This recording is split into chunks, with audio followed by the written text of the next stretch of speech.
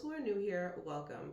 Welcome to another episode of my new series called Uncorked Elegance, your go-to series for effortless hosting tips, simple, delicious recipes, and perfect wine pairings that can elevate any gathering. This is part 2 of our date night done right episode. So today, I'll be sharing with you simple yet elegant recipes, cozy tomato bisque to delicious homemade bread and a beautifully crafted charcuterie board, all paired with the perfect wine. So whether you're setting the mood for some romance or just indulging in a little luxury, this is your guide to effortless elegance. So let's get right into it. Before I begin preparing my meal, I have to take a stop over to my local Amish market.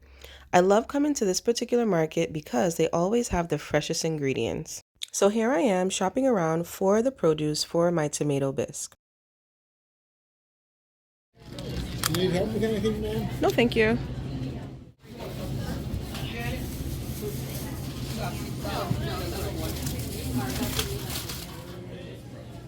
From the meats to the cheese, it's always a pleasure shopping here for quality ingredients. And here I am in the cheese department looking for the specific cheese that I'll be using for my charcuterie board. And I ended up finding manchego, which I will be adding to the board along with some cheese that I purchased from Trader Joe's.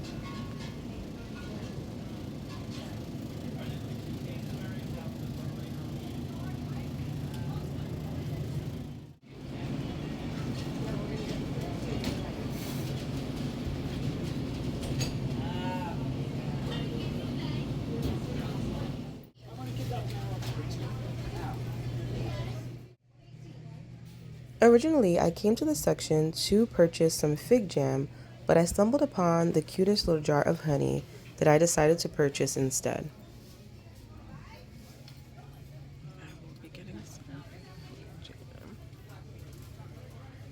So first, I'll begin making my creamy tomato bisque soup. So here, as you can see, I have a few different varieties of tomatoes, including Roma tomatoes, tomatoes that were on the vine, as well as sweet grape tomatoes. And I do have one medium onion and some fresh basil. So what I'll do, I'll dice the tomatoes and the onions up, along with some garlic, and then I will roast them on a baking sheet for about 30 to 45 minutes. So once they're all diced up, I'll come back and show you the next steps. So here I am roughly chopping my tomatoes up and then adding them to a foil-lined baking sheet. Using different varieties of tomatoes definitely enhances the depth and the complexity of the tomato bisque because each type brings out its own unique balance of sweetness, acidity, and richness, which creates a more well-rounded flavor profile.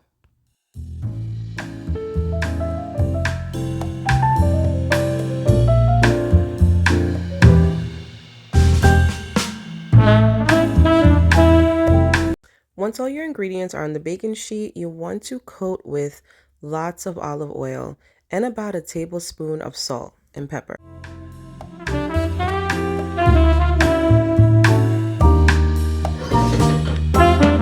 After roasting the tomatoes, onions, and garlic for about 30 minutes, I then transferred my tomatoes along with the garlic and the onions to my Dutch oven.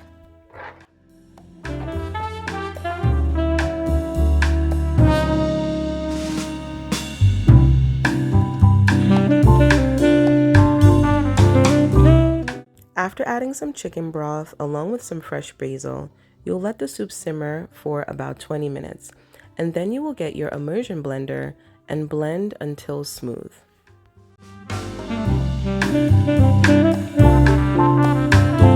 So the soup is currently simmering right now, and it looks so delicious. It even smells even better. Right, so I will be adding some Parmesan cheese to the soup. Let that melt a bit and the soup is done. So this is the Parmesan cheese that I'll be using. It's already grated.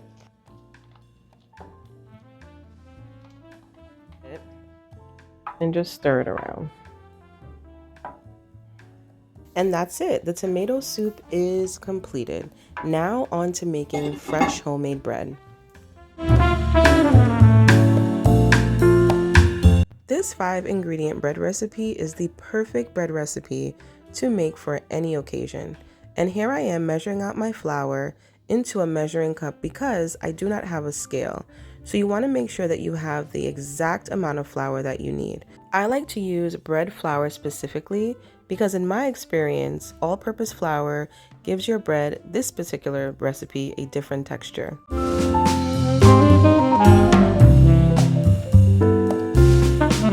After adding your salt and your sugar, you'll then mix to combine. Then you want to add some warm water, not too hot, not too cold, to a bowl, and then add your instant yeast. Once the yeast is foamy at the top, that means your yeast is activated and ready to be poured into your dry ingredients.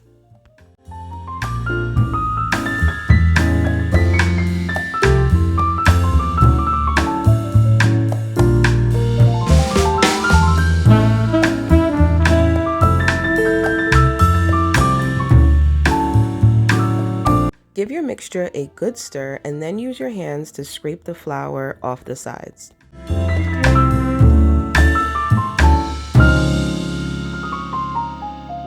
Now your dough is ready for its first stretch and fold.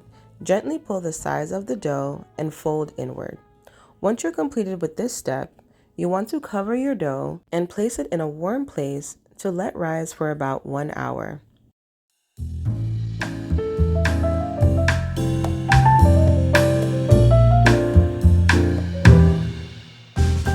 So my dough has been sitting for about 1 hour, and as you can see, it is doubled in size. So now I will do the second stretch and folds and rest it again for another 45 minutes to 1 hour.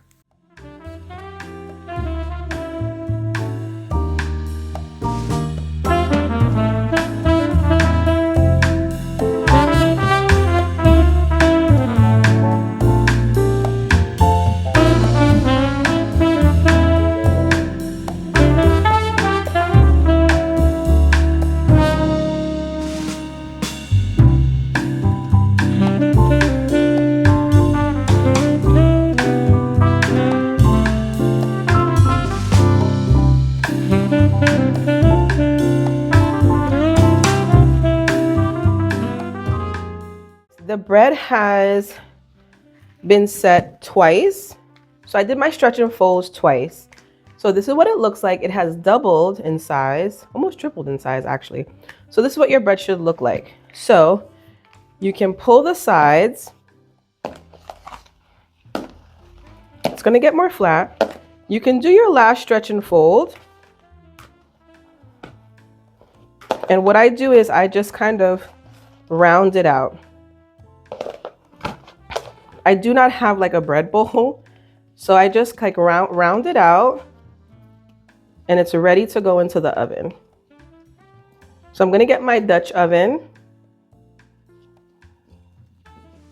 So you wanna put your Dutch oven into the oven so that it can preheat. You want your Dutch oven to be very hot. And I don't have any parchment paper right now, but you're going to oil the bottom of the Dutch oven with olive oil and just rest it in there. So I'll be right back with the Dutch oven. So this is what it looks after I did my last. See how nice and round that is?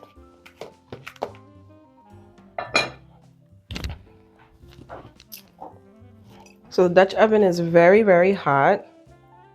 So we're just gonna grease the bottom of it like so. I like to put a lot on there. And then we're gonna add our. So prior to you adding your dough into the Dutch oven, I like to make little cute lines on them just to kind of give it, you know, that aesthetic bakery look. So you can just line it across the sides. So with a small knife, you're going to just kind of, you could just make some lines, Yeah. And now it is ready to go right into the Dutch oven. So be careful because the Dutch oven is very hot. And I just kind of, you hear it, right? So I like for it to be nice and round. So it is ready to go into the oven. I put it in the oven at 450 for just about 30 minutes. And then the last 10, I removed the lid so that it can get like very nice and brown on the top. I will begin building my charcuterie board. Now bear in mind that you are creating the charcuterie board for 2 people. So I have a few items here that I purchased from the Amish market, and you guys saw the Amish market in the clip from before. I bought some honey from the farmer's market, as well as some manchego cheese. And the other items I purchased from ShopRite and from Trader Joe's. So I did get the unexpected cheddar from Trader Joe's, along with some of the pita bite crackers and my favorite fig and olive crisp. So I'll be adding a few items, and I will add some fruit later, maybe like some raspberry, just to give it that burst of citrus. But yep, let's start building. This is the board that I'll be using today. Absolutely love this board. I purchased this from Ross a few years ago, and I just love the wood. I just love the color of the wood. It's beautiful. And before I begin building my board, I like to cut all of my cheeses that I'll be using on that board. So here I am cutting up the manchego. You can cut your cheese as thick or as thin as you like. I like my cheese cut pretty thick, and I cut them on an angle, removing the rind on either side, but not at the back.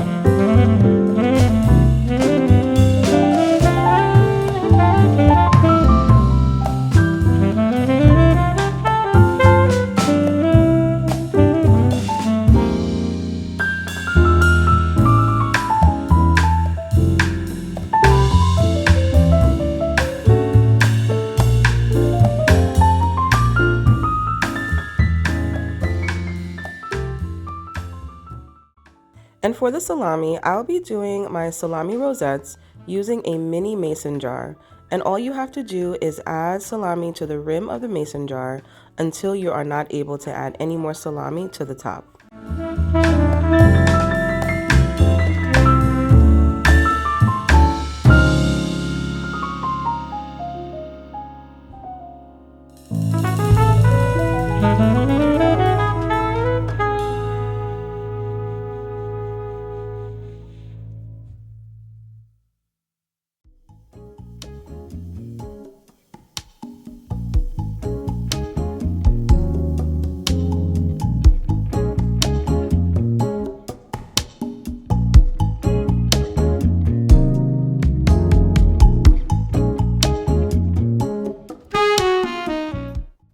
So the charcuterie board is done, and it is exactly how I envisioned it to look. Not too overdone, not too fussy, more effortless, with just the right amount of everything for a date night for 2.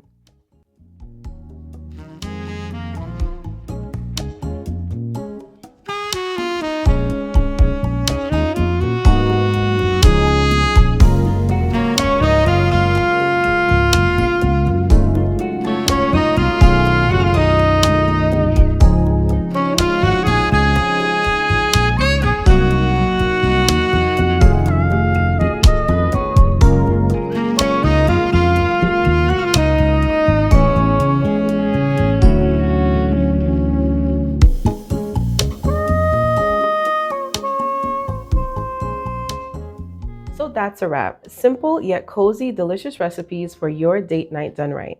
And I truly hope that you are inspired. But we're not done yet. In the next episode, I'll be pulling the look together, creating a very romantic tablescape, and also talking about the perfect wine that pairs well with this menu. So you won't want to miss it. Be sure to like, subscribe, and comment down below. Let me know your thoughts. And don't forget to hit that bell for notifications. And of course, until next time, guys.